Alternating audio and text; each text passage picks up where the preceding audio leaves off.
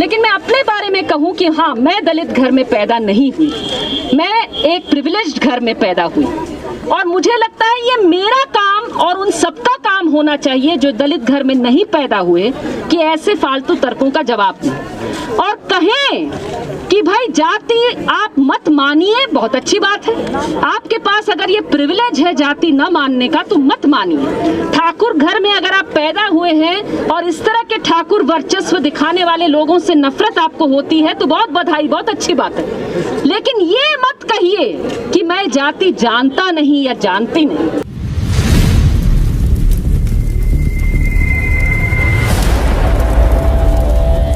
हाथरस में जो घटना घटी है, जिसमें जो पीड़िता है उसे चुना गया बलात्कार के लिए क्योंकि वो दलित महिला थी और उसके साथ बलात्कार करने वाले अपने आप को ठाकुर अपने वर्चस्व को बनाए रखने के लिए, उसे असर्ट करने के लिए उन्होंने इस कृत्य को किया। ये जो मामला है इसमें किस तरह के तर्क सामने लाए जा रहे हैं सत्ता सरकार की तरफ से, वहाँ की रूलिंग पार्टी की तरफ से और ठाकुर वर्चस्व की तरफ से बोलने वाले क्या क्या तर्क ला रहे हैं। इसमें विक्टिम ब्लेमिंग एक कास्ट एंगल के साथ किस तरह से आ रहा है, एक मनुवादी एंगल के साथ किस तरह से आ रहा है, सोचिए। पहला उदाहरण ये कि जो वहाँ पंचायत किया गया, अपर कास्ट पंचायत, ये पंचायत, इस पंचायत में लोग ऐसी बातें कहते हुए पाए गए कि हम लोग जो दलितों के घर पर पानी नहीं पीते, खाना नहीं खाते तो उनकी बेटी को क्या हाथ लगाएंगे। ये घिनौनी जो चीज कही गई ये क्या है।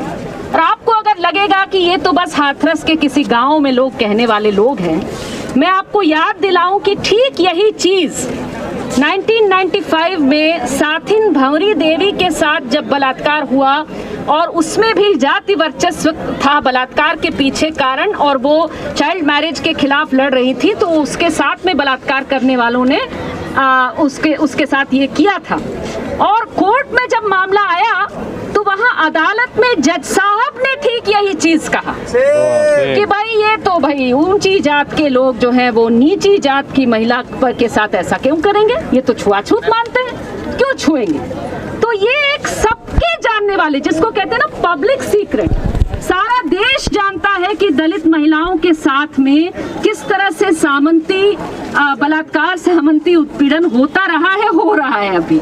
लेकिन इसको एक तरह से अदालत से लेकर के गांव तक, अदालत से लेकर के नीचे तक, ग्राउंड तक, ये तर्क लाने वाली चीजें हैं, जो सच को झुठलाने वाली चीजें और विक्टिम की सच्चाई को, विक्टिम को झूठा बताने वाली जो तर्क है वो एक कास्ट एंगल के साथ आ रहा है।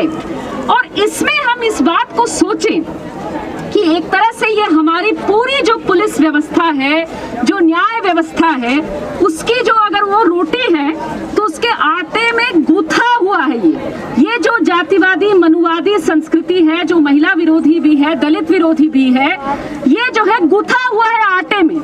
और इसके खिलाफ हमारा संघर्ष है। ये संघर्ष खत्म नहीं हो जाएगा योगी आदित्यनाथ के रेजिग्नेशन के साथ, लेकिन ये आगे तक जाएगा जब तक कि ये जाति के उन्मूलन के लिए जो लड़ाई है वो लड़ा जा रहा है।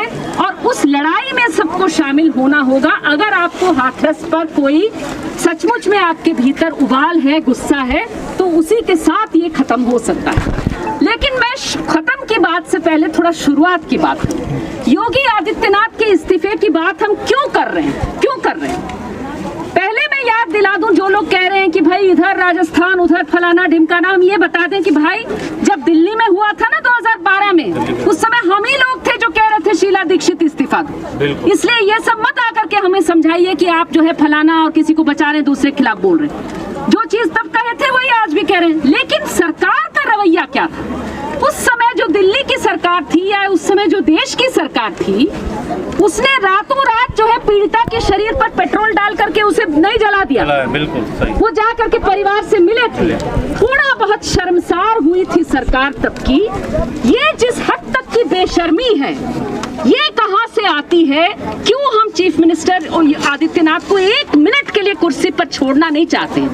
मैं आपको बताऊं, दरअसल उनकी ये जो काम कर रहे हैं पहले देख लीजिए। शरीर को जलाया, एविडेंस को मिटाया, उसके बाद में उन्होंने कहने की कोशिश की कि बलात्कार तो हुआ ही नहीं। आप लड़की की वीडियो सुन लीजिए, कहीं नहीं कह रही है बलात्कार हुआ, लेकिन वीडियो सुना गया और वीडियो में शुरू से लेकर के, पहली वीडियो से लेकर के अंतिम सांस तक वो कहती रही कि मेरे साथ में जबरदस्ती की गई, इन्होंने जबरदस्ती किया और उन्होंने नाम लिया।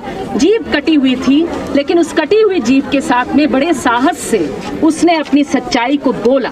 वो जो सच को बयान की है, उस सच का आदर करना क्या हमारा देश करेगा? हम तो करेंगे, यूपी की सरकार करेगी, केंद्र की सरकार करेगी। उसके सच के साथ आप अपमान क्यों कर रहे हैं? पहली बात। फिर जब वीडियो वाली बात झुठला गई तो उन्होंने कहा कि नहीं नहीं, एक तो एफएसएल की लेबोरेटरी से आया हुआ है कि भाई वेजाइनल स्वाब में कोई स्पर्म नहीं निकला। भाई पहली बात तो ये कि सारे महिला संगठन कह करके थक गए हैं कि बलात्कार जो है आपके शरीर के पुर्जे पुर्जे जांच करने से नहीं तय होता। जब उस महिला ने कहा है कि हुआ है, वो भी अपने आप में एक एविडेंस है। लेकिन आप 11 दिन के बाद आप स्वाब लीजिएगा, उसके बाद आप कहां से पाइएगा उसके शरीर में क्या चीज? और अलीगढ़ में जो एमएलसी हुई है उसमें साफ साफ लिखा गया है कि बलात्कार के ढेर सारे लक्षण हैं और इससे हम कतई इनकार नहीं कर सकते। तो ये सारी चीजें आ गई। अब सरकार क्या ले रही है? अब वो कह रहे हैं, सरकार और उनके जो पिट्ठू हैं, ठाकुरियत के जो उस तरह के ये हैं पैरोकार हैं, स्पोक्स पर्सन हैं, वो प्रेस कॉन्फ्रेंस करके बता रहे हैं, क्या बता रहे हैं? वो बता रहे हैं कि दरअसल इसमें ये ऑनर क्राइम है। लड़की की दोस्ती थी किसी से और उसके माँ और उसके भाई पर केस करिए क्योंकि उन्होंने मार दिया है। वाह भाई, आपने लड़की की हत्या कर दी और अब आप कोशिश कर रहे हैं कि हत्या की दोषी जो है वो उसके अपनी माँ और भाई को बनाए, पूरी तरह से झूठ को सच, मैंने सच को झूठ बना करके। ये तो विक्टिम ब्लेमिंग प्लस है, विक्टिम ब्लेमिंग ऑन स्टेरॉइड्स है कि विक्टिम के माँ को ब्लेम कर दो, भाई को ब्लेम कर दो, किसी को भी ब्लेम कर दो, बस हमारी बिरादरी पे नहीं आनी चाहिए। ये है। और इसमें भी मैं बता दूं भाई, इसमें कहां से सच्चाई है? जब वो लड़की खुद उसका बयान वो दे गई है कि बलात्कार हुआ, बलात्कारियों का नाम लिया, वो कैसे झूठ हो गया? एमएलसी जो है कैसे झूठ हो गया? उसके साथ वो चीजें किसने की जिस जो एमएलसी में आई है, उसका आप क्या तर्क दे रहे हैं? कुछ नहीं। अब चौथा जो सरकार लाई है वो ये है, वो सबसे ग्रैंड है, जो दिल्ली में हम बहुत अच्छे से जानते हैं। वो कह रहे हैं कि ये जो सीए के खिलाफ जो प्रदर्शनकारी थे ना, जो समान नागरिकता के लिए लड़ रहे थे, अरे वो साजिश करता है। दिल्ली में दंगा उन्होंने करवाया, भीमा कोरेगांव में दंगा उन्होंने करवाया, और जाति के आधार पे दंगा जो है हाथरस में और यूपी में ये करवाना चाहते थे। वाह भाई, हाथरस में दंगाई कौन है? वो लोग जो शर्ट खोल करके गंदी गंदी गालियां दे करके धमका रहे हैं दलितों के नेताओं को और दलित वहां जो 4 परिवार हैं उनको, वो दंगाई हैं? या दंगाई वो लोग हैं जो बलात्कार के खिलाफ आवाज उठा रहे हैं, जो न्याय मांग रहे हैं पूरे देश भर में, वो दंगाई हैं? ये चीजों को उल्टा कर दे। दिल्ली में भी यही था कि पुलिस वाले खड़े हुए हैं दंगाइयों के बगल में, जो कह रहे हैं कि गोली मारो गोली मारो, लेकिन वो दंगाई नहीं है, वो तो विसिल ब्लोअर है। और जो शांति की बातें कर रहे हैं, समान नागरिकता की बातें कर रहे हैं, उस पे यूएपीए लगा दो, उनको अंदर बंद कर दो। उसी की तैयारी में यूपी सरकार अभी है। उनका बस चले तो वो पीड़ित के परिवार को और उनके पक्ष में बोलने वाले हम सभी लोगों पर यूएपीए लगा करके अंदर कर दें कि भाई आपका बोलना मना है, आप दंगाई हैं। इसके खिलाफ आवाज उठाना, इसके खिलाफ लड़ना, इसके झूठ का डेली, मैं जानती हूँ इस तरह का आंदोलन जब चलता है ना लंबा, थकान होने लगती है, इसीलिए अपने लिए भी समय लीजिए, लेकिन थकिए मत। डेली जो नया नया झूठ ये फेंकेंगे, इसको काटने का काम करिए। एक आखिरी बात मैं आपसे शेयर करना चाहती हूँ। देखिए, ऐसे मामलों में कई बार लोग आके कहते हैं, मैं देखती हूँ सोशल मीडिया में भी, ऐसे आपके परिवारों में भी होगा, हमारे परिवार में भी लोग हैं कि बलात्कार के खिलाफ तो बोलना चाहिए, लेकिन आपने जाति की बात क्यों कह दी, कास्ट की बात क्यों कह दी? और मैं मानती हूँ कि इसका जवाब जो है ये दलित नेतृत्व को देने का बर्डन उन पे नहीं आना चाहिए।